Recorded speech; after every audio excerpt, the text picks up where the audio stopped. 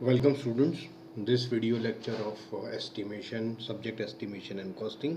हम चैप्टर 8 की शुरुआत कर रहे हैं और जैसे कि हमने पास के चैप्टर्स में कई डिफरेंट तरह की शॉप्स में होने वाले कैलकुलेशंस और लगने वाली कॉस्ट का आकलन किया है। इस चैप्टर में we will concentrate our completely focused in foundry shop में आप जानते हैं क्या होता है। सबसे पहले हम क्या करते हैं, एक पैटर्न लेते हैं, पैटर्न से मोल्ड बनाते हैं और मोल्ड में बनाने के बाद उस पैटर्न को निकाल देते हैं और जो कैविटी बनी उसमें हम मोल्टन मेटल पोर करते हैं और जो डिज़ायर हमें कास्टिंग चाहिए उसको हम उसको बनाते हैं। देन आफ्टर उसके बाद हम उसमें जो रिक्वायर्ड मशीनिंग रहती है उसको करते हैं। सो ये फाउंड्री में होने वाले सभी जितने भी ऑपरेशंस हैं उसको आप अच्छे से जानते हैं। आप फर्स्ट ईयर से आप सभी सब्जेक्ट्स में इसको डिटेल अध्ययन कर चुके हैं, स्पेशली इन मैन्युफैक्चरिंग प्रोसेस। तो इसमें हम सिर्फ चूँकि subject he estimation and costing है तो हमारा कंप्लीट जो फोकस है वो सिर्फ इसमें लगने वाली कॉस्ट और इससे एसोसिएटेड जैसे पैटर्न और इसके एस्टिमेशन और कॉस्टिंग पर ही रहेगा, न कि इसमें होने वाले ऑपरेशन की। जैसा कि हम पूर्व के कई इसमें देख चुके हैं कि यदि हमारा शॉप जो है वो डिफरेंट हो, सपोज फाउंड्री है और हम यदि आई मीन फॉर एग्ज़ाम्पल हमने मशीन शॉप लिया है तो उसमें की थ्योरी या वेल्डिंग में होने वाली जो उसमें लगने वाली ऑपरेशन से रिलेटेड थ्योरेटिकल पोर्शन है वो इसमें कहीं पर भी कवर नहीं होंगे। सो इसमें यदि देखिए मैं क्वेश्चन बैंक खोलता हूँ, जस्ट अ मिनट। ये देखिए, अब ये आप क्वेश्चन बैंक देख रहे हैं चैप्टर 8। अब इसमें कास्टिंग, पैटर्न, मोल्ड, ये इस तरीके से यदि आपको आए तो आप बहुत आसानी से इसे कर सकते हैं। तो इसमें हम इसमें देख भी लेते हैं किस तरीके के प्रश्न आते हैं। ये देखिए, स्पेशली ये प्रश्न कई बार पूछा गया है। उसके बाद ये देखिए, various allowances given on pattern. तो पैटर्न में लगने वाले अलाउंसेस एंड और उसकी कॉस्ट ऑफ पैटर्न शॉप। तो हम इसमें दो शॉप होती हैं मुख्यतः। यदि हम इस फाउंड्री में देखें तो हम दो तरह की कॉस्ट देखते हैं, एस्टिमेशन और कॉस्ट देखते हैं। पहला पैटर्न और दूसरा ये फाउंड्री शॉप में जिसमें हम मोल्डिंग और ये पैटर्न बनाने के बाद, क्योंकि पैटर्न इज़ कॉस्टली और उसमें अलाउंसेस रहते हैं, ये सब हम काफ़ी पहले से पढ़ते हुए आ रहे हैं। तो इसमें अब ये देखिए, एक्सपेंसिंग के अलाउंस, कैप्टन, पैटर्न, ये 5-5 नंबर के प्रश्न पूछे गए। Give the procedure, estimation, costing, wooden pattern for sand moulding. ये सब आपको पता है, आपको सिर्फ उसके अलाउंसेस और इसमें लगने वाले कॉस्टिंग को लिखना है।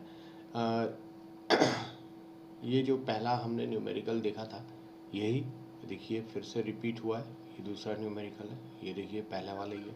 तो ये न्यूमेरिकल ही अक्सर पूछा जाता है, कई बार ये रिपीट हुआ है। और ये दो न्यूमेरिकल इसमें सबसे महत्वपूर्ण है। इसके अलावा दो और हैं, तो वो हम नेक्स्ट वीडियो लेक्चर्स में और डिटेल में देखने का प्रयास करेंगे। तो today's video lecture we will only इसमें कि इससे रिलेटेड जितने भी थ्योरेटिकल क्वेश्चन आप देखेंगे चैप्टर 8 में, आप इस वीडियो लेक्चर के माध्यम से इन सबको बहुत आसानी से समझा सकते हैं। This is the sole purpose कि थ्योरेटिकल पार्ट आज हम इस वीडियो लेक्चर के द्वारा हम कवर करने का प्रयास करेंगे। So let's come to chapter 8, that is estimation in foundry shop, definition of pattern. अब देखिए, हमको प्रोसेस पता है, फिर से मैं आपको बता देता हूँ कि पैटर्न को हमने मोल्डिंग में डाला। Just a minute, I will open something. ठीक है, अभी पॉसिबल नहीं है, अदरवाइज और वीडियो लेक्चर काफ़ी बड़ा हो जाएगा। एनीवे, तो सबसे पहले हमने क्या किया, एक पैटर्न लिया। सपोज मुझे एक पेन बनाना है, तो उस पेन को मैंने हॉरिजॉन्टली मोल्डिंग बॉक्स में रखा, जिसमें उसका हम कैविटी बनाएं। कैविटी बनाने के बाद अब जब हम मोल्टन मेटल डालेंगे तो उसका जो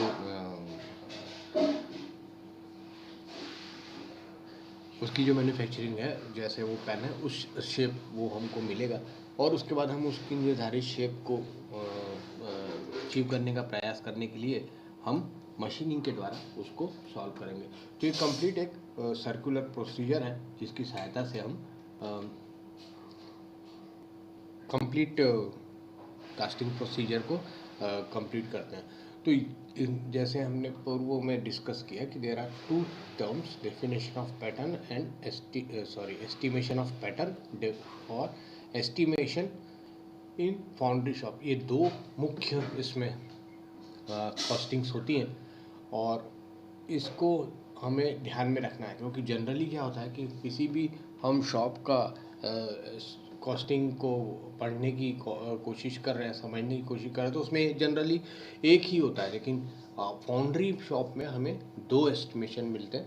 तो estimation in pattern shop and estimation of pattern cost. Of course ये what cost is in shop, तो ये जहाँ पर भी ये कॉस्टिंग हो रही होगी दैट इज अ शॉप। तो पैटर्न शॉप ही अलग रहता है और दूसरा फाउंड्री शॉप भी अलग रहता है। तो इस तरीके से हम दोनों शॉप्स को इनको देखकर समझकर आप फिर उसको समझाने का प्रयास करते हैं। तो आइए पैटर्न का डेफिनेशन देखते हैं, because this theory had been asked many times in the final examination. So definition of pattern: it is a model of the product to be casted. It may differ in dimension by an amount equal to sum of the allowances considered, such as shrinkage, draft and machining allowance etc. तो ये क्या है कि हम जब भी हमको कोई प्रोडक्ट को कास्ट करना रहता है, तो जो हम पैटर्न बनाते हैं जिसकी सहायता से हम कैविटी का फॉर्मेशन करते हैं, मोल्ड बनाते हैं, तो उसमें जो डायमेंशंस रहते हैं वो equal to sum of the, मतलब जो डायमेंशन हमको इस प्रोडक्ट में चाहिए उसके सम ऑफ कौन कौन से अलाउंसेस के रहते हैं, श्रिंकेज, ड्राफ्ट, मशीनिंग एट्सेट्रा। मतलब जो अलाउंसेस हमको उस पैटर्न में देना है उन सब का हम योग कर लेते हैं, और उस योग को हमारे पैटर्न के फाइनल डायमेंशन में हम जोड़ देते हैं, और उसको जोड़ने के पश्चात हम अपना फाइनल ये निकाल लेते हैं।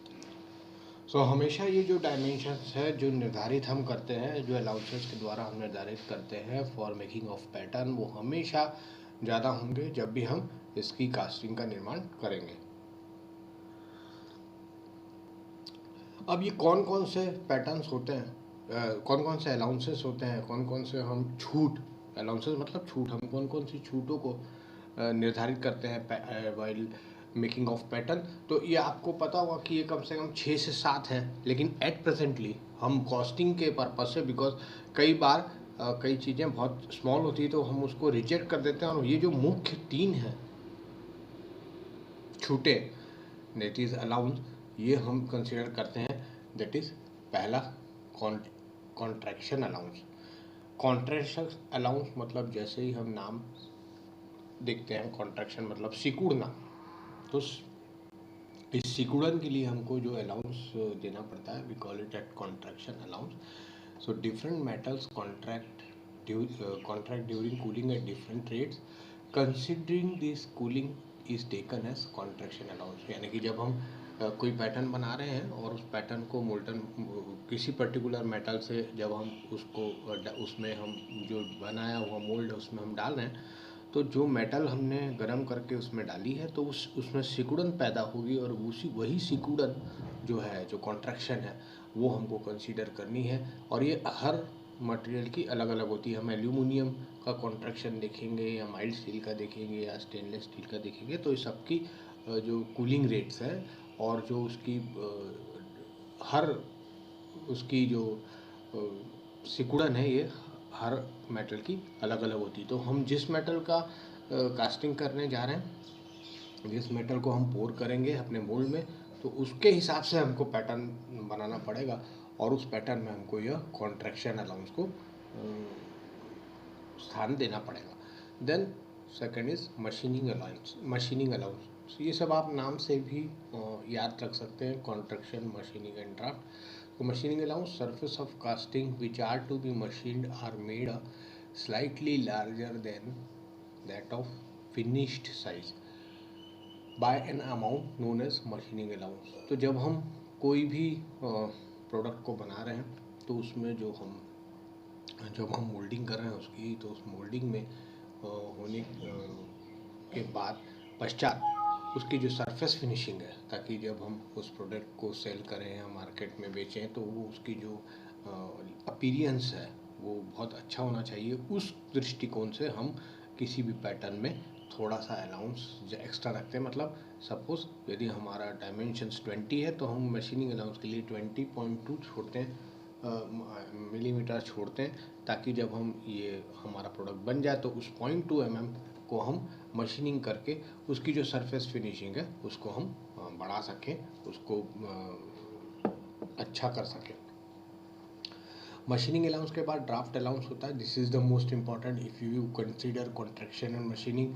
लेकिन draft is very important whenever we are manufacturing a pattern. जब भी हम किसी पैटर्न का निर्माण करते हैं तो उस पैटर्न के निर्माण में हमें उस पैटर्न को आफ्टर सम टाइम, जैसे आप स्प्लिट पैटर्न देखें या याद करें, या दूसरे मल्टी पीस पैटर्न देखें, लूज पीस पैटर्न देखें, इस तरीके से जब हम पैटर्न्स को देखते हैं तो जब हम उसको निकालते हैं तो हमेशा निकालते समय उस मोल्डिंग एक्टिविटी में से उसको निकालना बहुत ही पॉसिबल नहीं होता, इट्स डिफ़िकल्ट होता है। तो वो इजीली ड्रैग, और यदि हम कोप और ड्रैग का इस्तेमाल कर रहे हैं तो ड्रैग में से हम काफ़ी आसानी से इसे निकाल सकें। यदि कोप में है तो कोप में से आराम से निकाल सकें। So that for that purpose only we are providing this draft allowance, यानी कि उस पैटर्न को आसानी से हम वहाँ से निकाल सकें।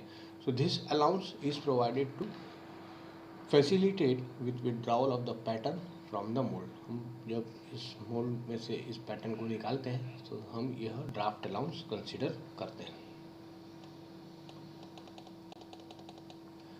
तो इस ड्राफ्ट अलाउंस को जब हम कंसिडर करते हैं तो किस लिए करते हैं भाई? जब हम इसको बाहर निकालते हैं तो इसको हम हमारे प्रोडक्ट को हल्का सा टेपर देते हैं जिससे कि वो आसानी से बाहर हो जाए, और हम उसमें भी मशीनिंग, हमारे डिज़ाइन में मशीनिंग और कॉन्ट्रैक्शन अलाउंस के द्वारा हम जो टेपर्ड सरफेस है उसको भी हम रिकवर कर सकते हैं। यह टेपर 1/7, 1/5 इस तरीके से विभिन्न मटेरियलों के लिए जैसे कि हमने पूर्व में देखा कि भाई जब हम कॉन्ट्रैक्शन कर रहे हैं तो मैंने जैसे डिस्कस किया कि aluminium, stainless steel, mild steel, cast iron, यदि हम इन सब किसी भी मटेरियल को का कंसिडरेशन कर रहे हैं तो ये ध्यान रहे कि ये ड्राफ्ट अलाउंस जो है, ये ड्राफ्ट अलाउंस और कॉन्ट्रैक्शन अलाउंस ये दोनों बहुत डिफ़र होना चाहिए। तो ये ध्यान रहे कि हर मटेरियल का ड्राफ्ट अलाउंस भी अलग अलग रहेगा, ठीक इसी तरीके से कॉन्ट्रैक्शन अलाउंस भी अलग अलग रहेगा। सो काफ़ी एक्सपीरियंस के बाद आप इसको यह ड्राफ्ट को कितना होना चाहिए किस मटेरियल का, ये टेबल्स अवेलेबल हैं, इस टेबल की सहायता से आप सिलेक्ट कर सकते हैं।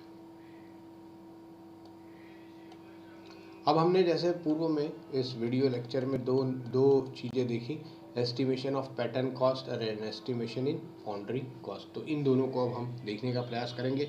दोनों बहुत आसान है और बहुत जल्दी आप इसे समझ सकते हैं। जैसे कि पूर्व के शॉप्स में हमने देखा कि जो हमारी शॉप्स रहती हैं इसमें डिफरेंट टाइप्स के कॉस्टिंग एसोसिएटेड रहते हैं, जिसमें कि मुख्यतः मटेरियल, फैक्ट्री एक्सपेंसेस,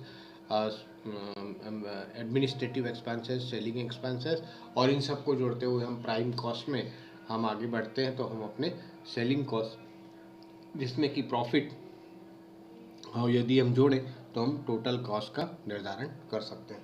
तो एस्टिमेशन ऑफ पैटर्न कॉस्ट में क्या रहता है? Pattern cost can B divided into the following. ये दो इनमें हम विभक्त कर सकते हैं। पहला direct material cost. The direct material cost of pattern is estimated after calculating the amount of material required for making it, यानी कि डायरेक्ट मटेरियल कॉस्ट जो रहती है, जो उस अमाउंट मटेरियल रहती है उसको बनाने में जो डायरेक्ट मटेरियल है उसको खर्च होता है। ये हमको पता है कि 3 तरह की होती है, डायरेक्ट मटेरियल, डायरेक्ट लेबर, ये इस तरीके से। तो हम इसको डायरेक्ट मटेरियल कॉस्ट को हम पहले भी कई बार डिफाइन कर चुके हैं। लेबर कॉस्ट आप जानते हैं, labour cost, direct material, direct labour, इसमें इनडायरेक्ट और डायरेक्ट इस तरीके से नहीं लिखा है, तो हम इसे सिर्फ लेबर कॉस्ट के माध्यम से समझते हैं। नेक्स्ट, इस लेबर कॉस्ट को और भी देखेंगे, लेकिन जो हमारी तीसरी मुख्य कॉस्ट है वो है ओवरहेड्स। तो हमें ये ध्यान रखना है कि एस्टिमेशन ऑफ पैटर्न कॉस्ट में कितनी मुख्य कॉस्ट है। पहला direct material cost, labour cost और तीसरा ओवरहेड, यानी कि सिर्फ 3 चीज़ें हमको ध्यान रखनी है। डायरेक्ट मटेरियल, हम आप जानते हैं व्हाट इज डायरेक्ट मटेरियल, आप इसे अच्छे से डिफाइन भी कर सकते हैं। दूसरा लेबर कॉस्ट और तीसरा ओवरहेड्स। तो इस तरीके से हम इसको बांटने का प्रयास करते हैं।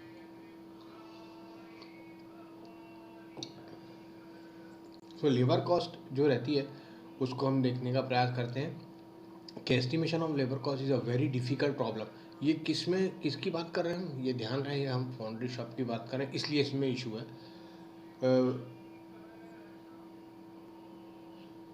Sorry, can be any two methods. Estimator by his experience can judge the time needed to manufacture the particular pattern and then calculate the labor cost. और दूसरा time taken by similar previous works are accounted for estimated labour cost. तो ये देखिए, ये इसलिए होता है कि जो एस्टिमेटर रहता है वो जो मैन्युफैक्चरर है जो पैटर्न बना रहा है उसके एक्सपीरियंस, जो बनाते बनाते कई बार कॉस्टिंग का काम करते करते और ड्यू टू हिज एक्सपीरियंस वो एस्टिमेटर जो है वो निर्धारित कर लेता है कि कितना समय लगेगा किसी एक पैटर्न को बनाने में, because he is having experience. या फिर आपको पहले के पूर्व जॉबों को ध्यान में रखते हुए कि पहले के जो पूर्व जॉब हैं उनके कॉस्ट, उनका पैटर्न बनाने में कितना कॉस्टिंग लगी, इसका निर्धारण करना। तो ये दोनों डिफरेंट कॉस्ट है लेबर कॉस्ट निकालने की, because when we are manufacturing the pattern specifically, यदि हम पैटर्न की बात करें तो ये एकदम विभिन्न है और इसमें किसी बहुत कम लोगों की इसमें स्किल्स डेवलप रहती हैं। So it is we always depend on either estimator और हमारे पूर्व के एक्सपीरियंस से हम उसे निकाल सकते हैं।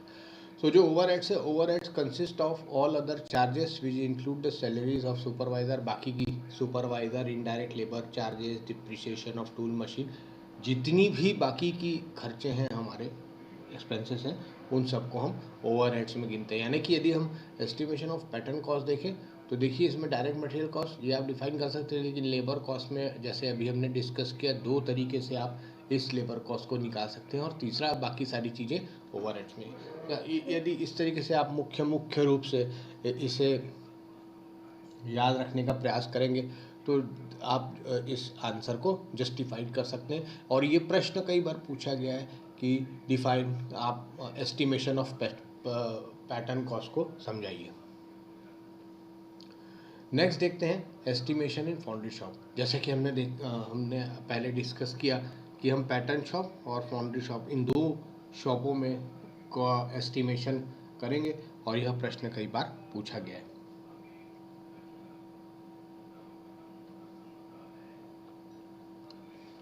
तो जब हम फाउंड्री शॉप की बात करें तो इसमें होने वाले जो कॉस्टिंग है उसका निर्धारण कर लेते हैं। तो this cost can be estimated by adding the following 3 cost. तो इसमें भी 3 कॉस्ट हैं, इसको हम कंपेयर भी करेंगे। पहला मटेरियल कॉस्ट, दूसरा लेबर कॉस्ट और तीसरा ऑन कॉस्ट, ओवरहेड की जगह ऑन कॉस्ट है। इनको पहले देखने का प्रयास करते हैं। It is a shop in which metal is melted in a furnace. तो इस शॉप में क्या होता है, पैटर्न में तो आप समझ ही गए होंगे कि डिफरेंट टाइप के शेप्स या हमारा जो प्रोडक्ट के डायमेंशन है उसके अनुसार हम पैटर्न का निर्माण करते हैं। लेकिन हम जो फाउंड्री शॉप में क्या करते हैं, फाउंड्री शॉप में हम जो मोल्टन मेटल हम मैन्युफैक्चर करते हैं इन अ फर्नेस और उसको हम पोर्ट करते हैं मोल्ड में, जो हमने उस पैटर्न को ध्यान में रखते हुए, हमारा जो एंड प्रोडक्ट है उसको ध्यान में रखते हुए बनाया है। तो जो हमारा जो एस्टिमेशन है वो इसी पर निर्भर रहता है।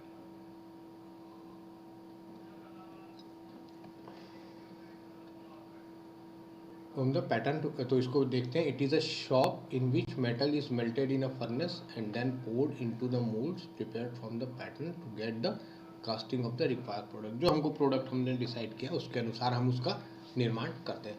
सो what are the cost associated with this foundry shop, इसको देखने का प्रयास करते हैं. This cost can be estimated by adding the following three cost. पहला मटेरियल कॉस्ट, दूसरा लेबर कॉस्ट और तीसरा ऑन कॉस्ट. तो मटेरियल कॉस्ट क्या है? Material cost is in foundry is the sum of expenditure made on material require for all the above operation. जितने भी operation है उसमें लगने वाले मटेरियल का जब हम निर्धारण करते हैं तो उसे हम मटेरियल कॉस्ट कहते हैं. और लेबर कॉस्ट क्या है? Labour cost is the cost of labour for performing all the operation.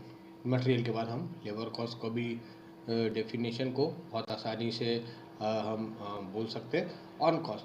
So on cost includes all other expenses which are not consider in the material and labour. मतलब इनमें से जो छूट गई हैं उन दोनों का को छोड़ते हुए हम जो तीसरी कॉस्ट है इसको ऑन कॉस्ट या आप ओवरहेड्स भी लिख सकते हैं.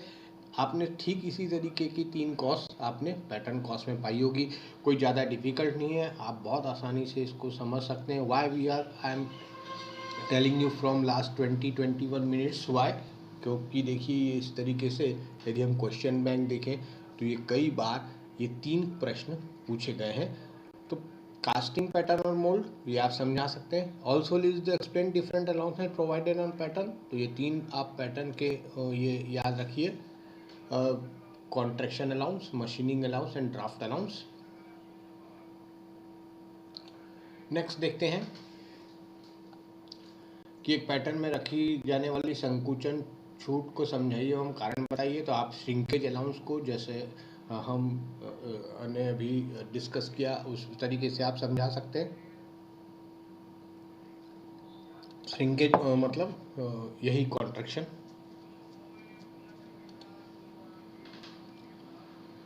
उसके बाद आप give the procedure for estimating cost of a wooden pattern for sand moulding. ये देखिए अब इन्होंने थोड़ा सा प्रश्न को घुमा दिया है.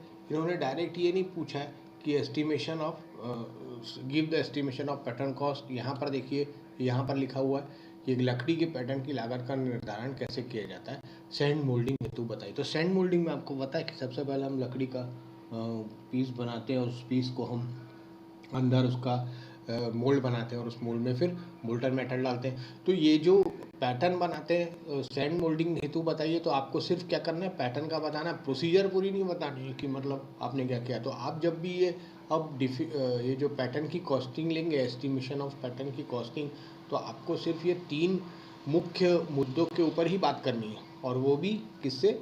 Would say related. तो आप इस प्रश्न को इस तरीके से आंसर करेंगे. I hope it is understand. Sum up करेंगे जल्दी से बिकॉज टाइम इज अब. इसमें देखिए विभिन्न प्रकार की प्रतिरूपों को समझाइए. पैटर्न अलाउंसेस ये भी आपको यहाँ पर दिखी हैं, ये हमने अभी बात की कई बार ड्यूरिंग द क्लास.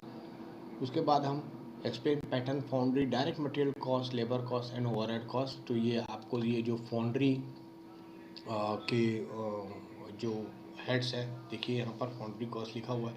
इसको हम यहाँ पर परिभाषित करते हुए यहाँ से मटेरियल कॉस्ट, लेबर कॉस्ट और ऑन कॉस्ट को लिखते हुए इस आंसर को कंप्लीट करेंगे. तो इसी तरीके से यह प्रश्न कई बार पूछे गए थ्योरेटिकल. तो स्टूडेंट्स आप इसको ध्यान में रखेंगे और सही तरीके से आंसर्स को लिखने का प्रयास करेंगे. Because this many times only because there are very too few examples asked in the examination. तो आप इन दोनों का इन 2-3 वीडियो में ही हम इसको समअप करने का प्रयास करेंगे और जो बाकी के जो न्यूमेरिकल हैं उसको हम गूगल मीट में समझने का प्रयास करेंगे. So here I will end this video lecture. In the next video lecture we will start numerical problems with this chapter. And so thank you students for your kind attention. Thank you very much.